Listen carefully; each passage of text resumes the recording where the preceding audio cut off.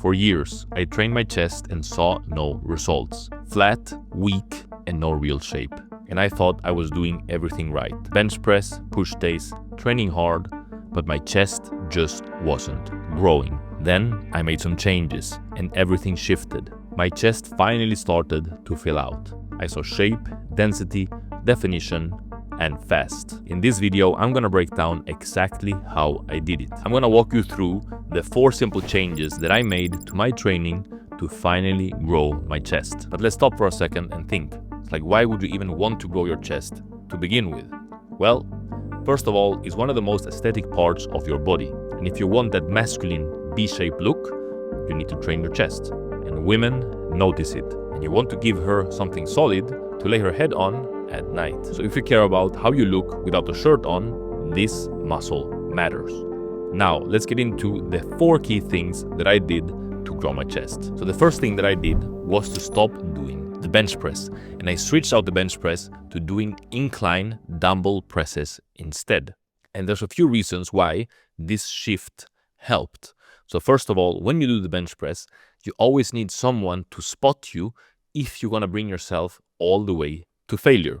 Second of all, my shoulder was always hurting when I was doing the bench press. I also created a muscle imbalance, so my left pec was smaller than the right one. Even though they were still small, one was smaller than the other. When I started to do the dumbbell incline press instead, when you incline the bench, I found that that helped with my shoulder pain. So I didn't have any shoulder pain anymore. You can also bring yourself all the way to failure when you do the dumbbell incline press, because you don't need a spotter or a gym buddy to help you out. It's very safe to bring your muscle all the way to failure. So you can go as heavy as you can, bring your muscle all the way to failure, and then you can just drop the weights to the side. That decreases the risk of death and also decreases the risk of injury. And because the dumbbell press, you're holding 2 dumbbells, right, in each hand, you're gonna fix any imbalances that you might have. Because when you have a bench press, you have the bar, you're pressing with both hands or both arms at the same time.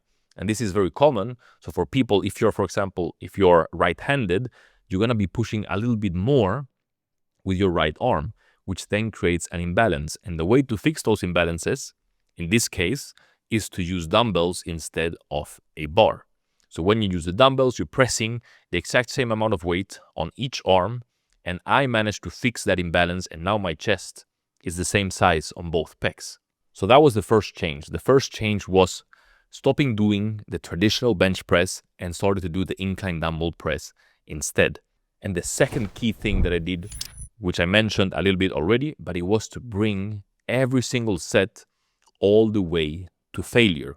Yes, all the way to failure. When I started to train, and this is not only for the chest, this includes for all the muscles, but when I started to train my chest and I took every single set all the way to failure, that's when I started to see muscle growth. The science says that the most muscle growth happens when you bring an exercise all the way to failure or close to failure. You have to be very, very close to absolute failure. And most people think that they're going to failure, but you're not going all the way to failure. Like, going to failure is literally going all the way until you can't push anymore.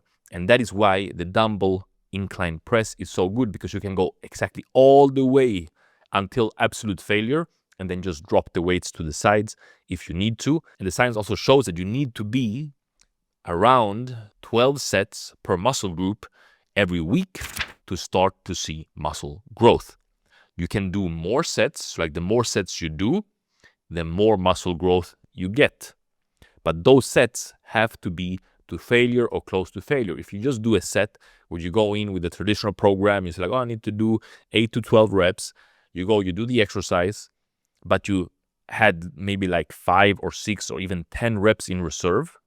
That set was all for nothing. Like, it was literally just warm up or cardio, just moving. Like, you need to go to failure. Like, going to the gym, building muscle requires work.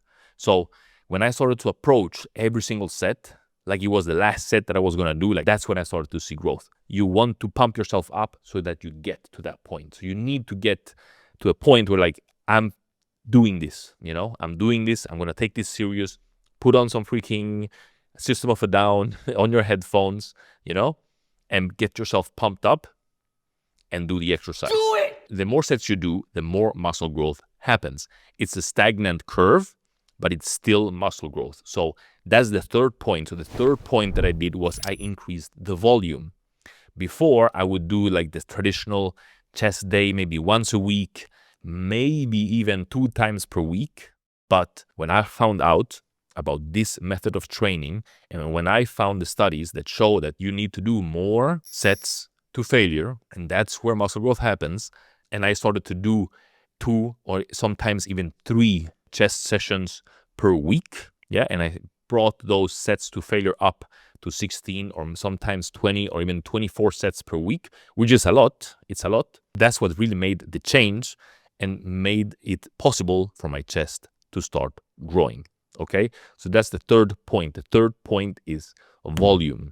So you need to train your chest, and you need to train it often. And that comes for any muscle group. Like if you want to grow a particular type of muscle, you need to focus on that muscle. And that's why I'm not very keen on the traditional bodybuilding programs that most people give you, where like you need to train 6 days a week, and they tell you to train your legs, your quads, your calves, your shoulders, your chest, like totally like the complete total of your body. And most people, when they get on one of these type of programs, they don't see any results. It's because you're trying to do too much at once. And when I focused on like, hey, now it's time, I want to grow my chest, I'm going to focus on my chest, and I did that 2-3 times per week, I started to grow my chest. Now, let's continue with step number 4. So step number 4 and the last point is that you need to progressively overload. And you probably heard that before, but I'm going to give you a simple way to understand how progressively overload works in practice. So basically, progressive overload means that you just need to increase the intensity. You need to make the exercise harder. And there's a few different ways that you can make an exercise harder. You can do that by either increasing the weight, which is what most people think. Most people think that it's just increasing the weight. That's progressive overload, which is not only increasing the weight, you can increase the amount of reps that you're doing, you can increase the amount of sets that you're doing. So again, going back to volume, you can increase the control of how you do the exercise. So like you could be doing it with way more control. So there's many different ways to progressively overload. And that's what I focused on as well. So I was not only training my chest 2 to 3 times per week, but I was also progressively overloading every single workout. So like every single workout, I tried to push past the previous one, in different ways. So it could be by either doing the exercise with more control or by doing more reps, for each set that I was trying to do, or doing more sets. And of course, with that, trying to increase the weight, but you can't really increase the weight, 2.5 kilos every single workout.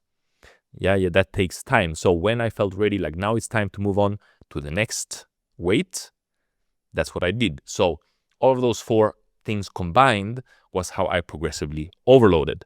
And I started to increase the weights, I started to increase the intensity, and I started to grow my chest even more. And when it comes to knowing when it's time to increase the weight, the way that I like to look at it is like this. So I have a rep range for the exercises, and this is how I use the rep ranges. I don't use the rep ranges to tell me how many repetitions I need to do. It's more just to know that I'm within the correct weight. So if I'm doing 6 repetitions or under 6 repetitions, that means that the weight is too heavy, and then I need to decrease the weight. But if I'm doing more than 12 repetitions, that means that the weight is too light and I need to increase the weight. So if I'm in between 6 to 12 reps, then that means I'm in the correct rep range, and I can progressively overload by doing the other things. So like I can progressively overload by doing more sets, or I can also do more or better control. But when I see that I'm going way past 12 repetitions and it's too easy, then I increase the weight. I go back to maybe somewhere around 8 or 10, and I stay there until I get past 12 again easily, and then I increase the weight.